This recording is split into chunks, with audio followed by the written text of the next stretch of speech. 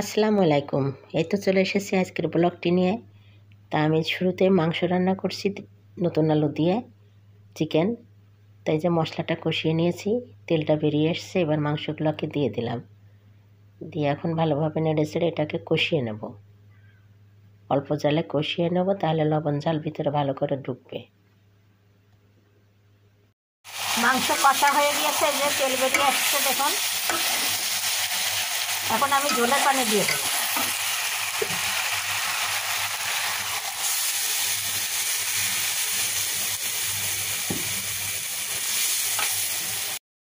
এই তো ভিউয়ার্স, আমার নিচে নতুন আলু দিয়ে চিকেন রান্না হয়ে গিয়েছে, পাতলা ঝোল। আর এবার একটু গরম মশলার গুঁড়া দিয়ে দিচ্ছি 1 চা চামচ, দিয়ে আমি সার্ভ করে নেব।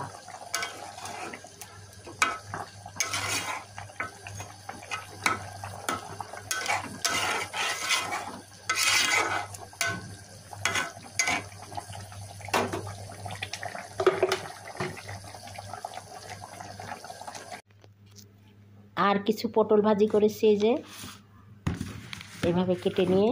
আর একটা সবজি রান্না করেছি, এখানে বিভিন্ন রকমের সবজি আছে, ঘরে থাকা সবজিগুলো দিয়ে একটা সবজি রান্না করেছি। আর আমি আপনাদের জন্য খুব একটা মজার রেসিপি নিয়ে আসছি, সেটা হচ্ছে কড়াইশুঁটি কাবাব। তাই যে কড়াইশুঁটি কাবাবকে এভাবে ছেড়ে নিয়ে সিদ্ধ করে নিয়েছি, নিয়ে ব্লেন্ডারে ব্লেন্ড করে নিয়ে তার ভিতরে কিমা দিয়েছি, বিফ কিমা দিয়ে, তারপরে সেটা দিয়ে বিভিন্ন রকমের মশলা দিয়েছি। মশলা টশলা দিয়ে এটাকে একটা পুর রেডি করে নিয়েছি। এখানে একটু ধনিয়ার পাতা দিয়ে দিয়েছি, সামান্য একটু লবণ, স্বাদ মতো একটু চিনি। চিনিটা অপশনাল, দিলে দিবেন। আর দিয়ে দিলাম এই যে লেবুর রস।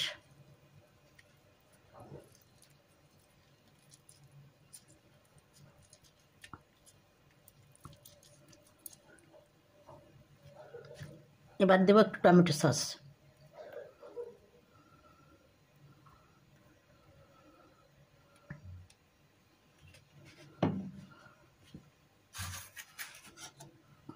আর এই যে চাউলের আটা ভেজে রেখেছি, এই যে খুব বাদামি করে, এটা দিয়ে দেবো।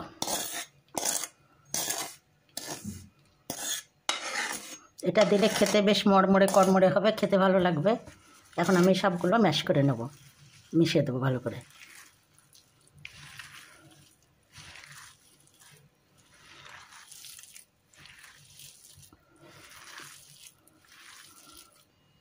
ভালোভাবে মিশিয়ে নিয়েছি। এবার একটা ডিম ভেঙে দিয়েছি, দিয়ে এবার ভালোভাবে আবার মিশিয়ে নেব।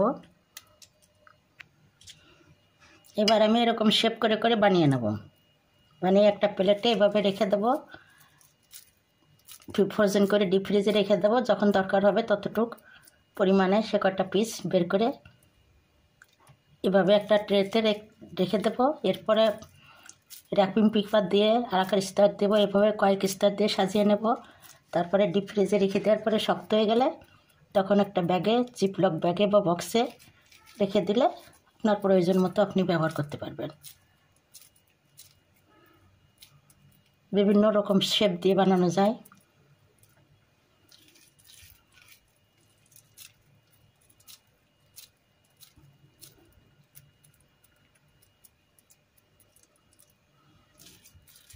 সবগুলো বানিয়ে ফিরে আসছি।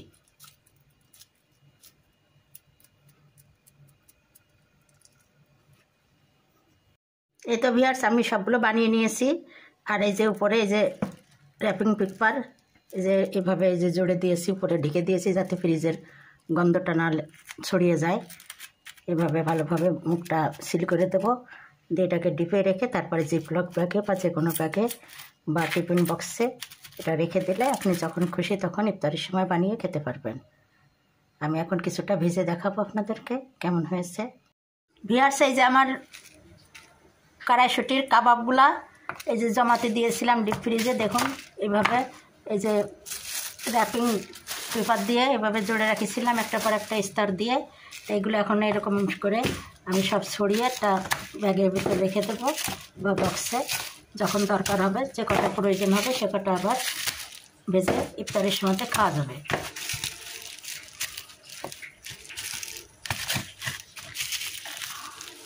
আমি সবগুলো উঠায় ফিরে আসছি। এই তো ভিউয়ার্স, এই যে আমি সবগুলো উঠিয়ে নিয়েছি।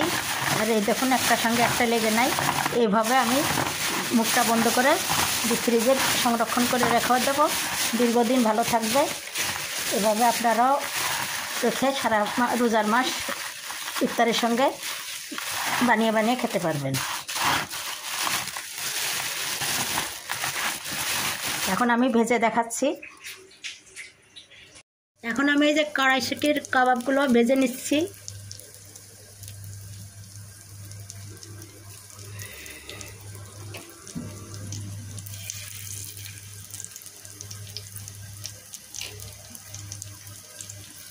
আপনারা যে কোনো শেপের আকৃতি বানাতে পারেন।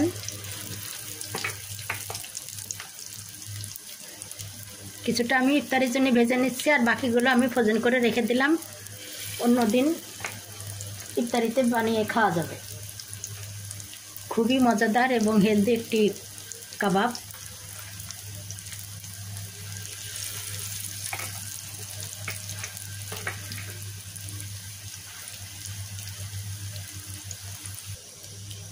আমি এই যে উল্টিয়ে দিচ্ছি।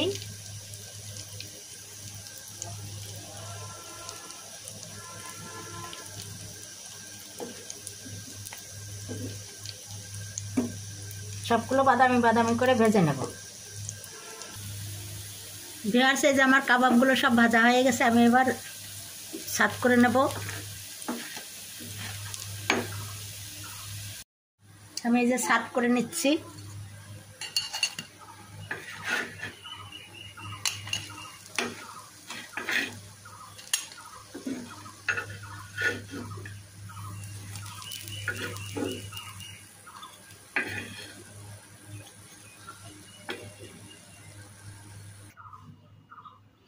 এই তো ভিউয়ার্স, দেখুন কত সুন্দর কড়াইশুঁটির কাবাব হয়েছে। এভাবে আপনারাও, কড়াইশুঁটি এখন প্রচুর পরিমাণে পাওয়া যাচ্ছে কিনে, এভাবে ফ্রোজেন করে রেখে দেবেন, বানিয়ে সারা বছর খেতে পারবেন। তো কেমন লাগলো আজকের আমার রেসিপিগুলো? যদি ভালো লেগে থাকে তাহলে অবশ্যই আপনারা আমার চ্যানেলকে লাইক, কমেন্ট, শেয়ার ও সাবস্ক্রাইব করে আমার পাশে থাকবেন।